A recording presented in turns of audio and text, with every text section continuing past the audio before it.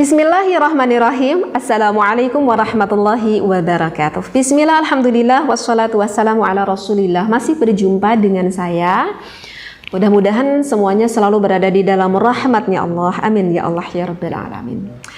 Ada yang bertanya nih, gini pertanyaannya. Teh, aku kan lagi puasa nih, sekarang kan bulan Ramadan ya. Aku tuh lagi puasa. Dan aku tuh ketiduran. Setelah ketiduran, aku tuh mimpi gitu ya. Mimpinya itu sampai mengeluarkan basahan gitu. Ketika bangun, aduh apa ini, ada yang basah gitu ya. Ya mungkin berarti bermimpinya misalkan mimpi bercumbu gitu ya ketika mimpinya. Sedangkan orang tersebut lagi puasa. Maka itu gimana teh puasanya? Batal gak sih? gitu ya. Itu puasanya gimana? Batal gak sih? Maka puasanya gak batal. Tapi kata itu kan sampai inzal, sampai keluar. Meskipun sampai inzal, meskipun kamu tuh sampai keluar, itu gak membatalkan puasa kamu. Kenapa gak membatalkan puasa kamu? Karena keluarnya itu tidak dengan disengaja. Berbeda kalau misalkan keluarnya itu disengaja. Kalau disengaja itu jelas membatalkan puasa kita. Tetapi kan orang tersebut kan gak sadar. Artinya ya dia bertidur dan tahu-taunya setelah bangun tidur mimpi basah. Maka jawabannya tidak membatalkan akan puasa kita. Jadi gimana teh? Ya lanjut aja puasanya. Berarti berkewajiban hanya apa? Berkewajiban bagi orang tersebut hanya melakukan mandi besar saja. Nah, terus ada timbul lagi nih pertanyaan yang kedua. Teh, kan ketika mandi besar, itu kan kita tuh disunahkan ya. Disunahkan kita itu harus membersihkan lebih dalam akan lubang-lubang yang ada di badan kita. Misalkan kita lebih membersihkan kedua lubang hidung, membersihkan kedua lubang telinga, ataupun bagi perempuan membersihkan lubang depan dan juga lubang belakang. Gitu. Kalau laki-laki ya belakang aja ya, karena kan lubang depannya kecil banget gitu. Nah, kan itu memang salah satu sunnah ketika kita melakukan mandi besar tersebut gitu.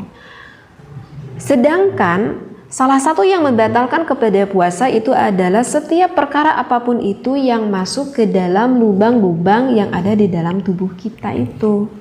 Lalu gimana teh nanti saya mandi besarnya atau takut batal puasanya karena takut saya itu agak membersihkan lubang telinga ataupun lubang hidungnya lebih dalam. Gimana saya mandi besarnya gitu. Kalau misalkan ada sedikit air yang masuk misalkan ke telinga ataupun ke hidung gitu ya.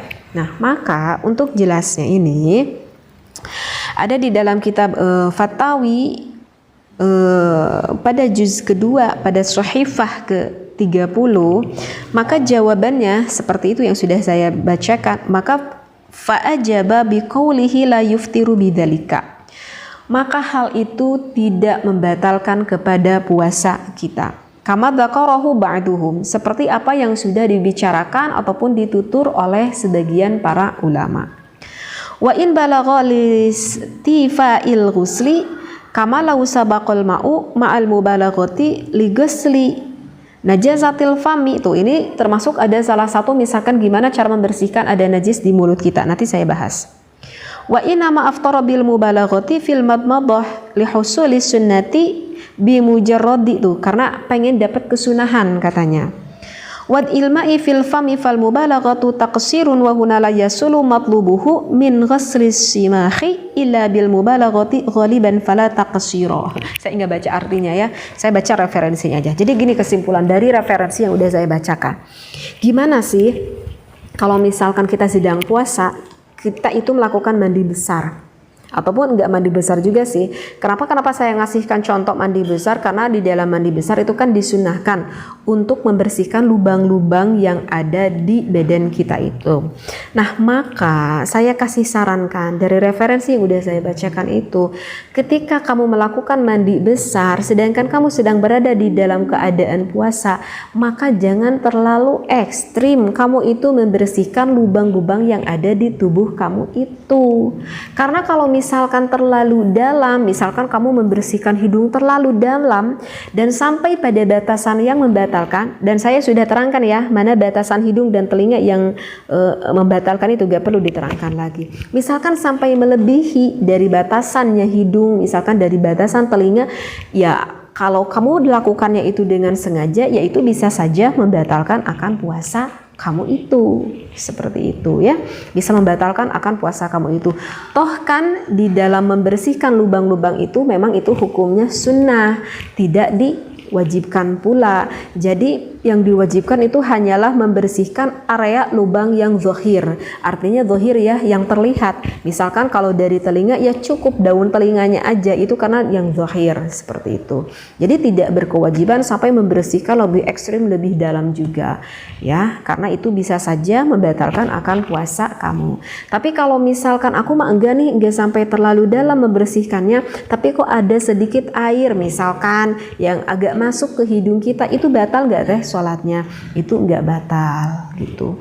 Tapi ini mah gimana teh, aku tuh lagi mandi misalkan, tahu-taunya kan suka ada kan, kalau mandi itu suka ada yang masuk air ke telinga gini gitu ya, sampai merasa ngegedrung gitu telinga kita. Nah itu gimana, batal nggak? Tapi saya tuh maksudnya nggak sengaja aku masukkan air, ya nggak tahu, ini dengan sendirinya aja masuk air ke telinga kita misalkan.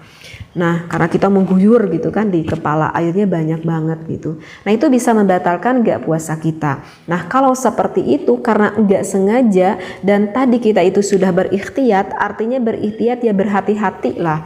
Maka itu meskipun masuk ke telinga kita, itu tidak membatalkan puasa kita.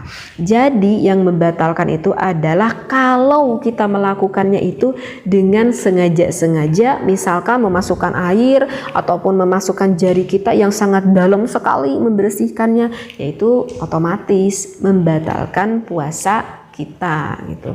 Dan di dalam kitab ini juga tadi dicontohkan misalkan najasatil fami, ada najis di dalam mulut kita. Misalkan kayak apa ya kalau ada najis di mulut? Nah, misalkan sariawan nih, kita sedang puasa, kita sariawan mengeluarkan darah dari hidung. Oh ternyata misalkan netes nih masuk ke dalam mulut, berarti kan otomatis itu harus dibersihkan kan mulut kitanya itu, sehingga kita berkumur.